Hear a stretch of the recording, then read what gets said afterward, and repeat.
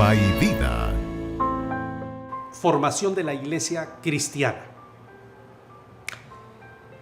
En esta ocasión voy a hablar cómo se forma la Iglesia cristiana, que es un tema muy importante, y esto lo vamos a ver en 4 temas muy importantes. Número 1, la persecución de la Iglesia.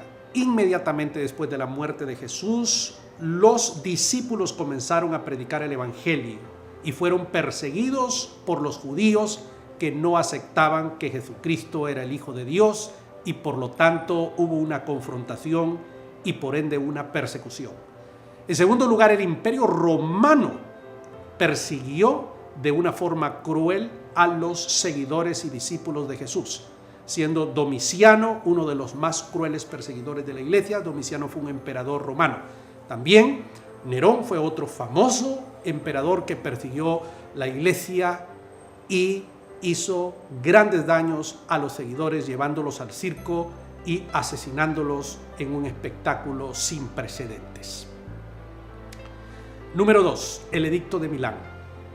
En el año 313, el emperador Constantino promulga el Edicto de Milán. Con este edicto, entonces, hubo tolerancia religiosa en el imperio. La Iglesia dejó de ser perseguida y se convirtió en la religión oficial del imperio. Gozó de una serie de privilegios, tanto políticos como religiosos. Y la Iglesia entró, podríamos decir, en un matrimonio con el Estado. Entonces Constantino es el emperador que abrió las puertas a una situación bien peculiar, nunca antes vista ni soñada por los seguidores de Jesucristo. Punto número 3, el establecimiento de los diferentes obispados. El Imperio Romano tuvo ciudades muy importantes, siendo la principal de todas Roma, la capital del imperio. Pero hubo ciudades como Alejandría, por ejemplo, en el norte del África, donde había un obispo, había un cónsul y toda una serie de autoridades propias del imperio, pero también un obispo que dirigía todo lo relacionado a la iglesia cristiana.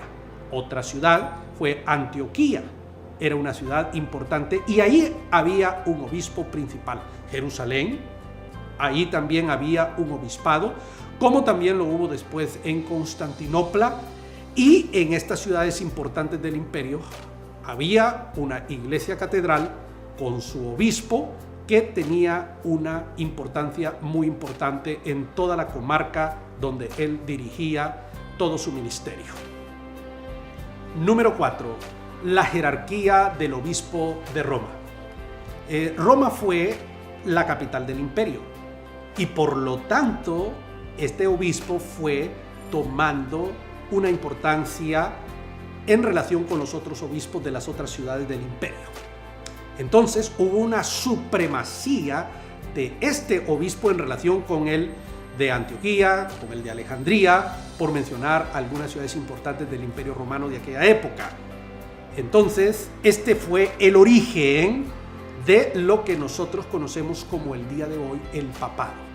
Evidentemente hay una discrepancia en relación con los historiadores romanos que no aceptan tal cosa. Ellos piensan que el obispo de Roma era un descendiente directo o un sucesor del apóstol San Pedro. Pero lo cierto es que el obispo de Constantinopla nunca aceptó la primacía del de Roma y por eso la iglesia se dividió en la iglesia de Occidente y la iglesia de Oriente. La historia está allí. La supremacía de este obispo creó lo que hoy conocemos como el papado. Bien, en estos 4 puntos hemos visto cómo la iglesia cristiana se ha formado.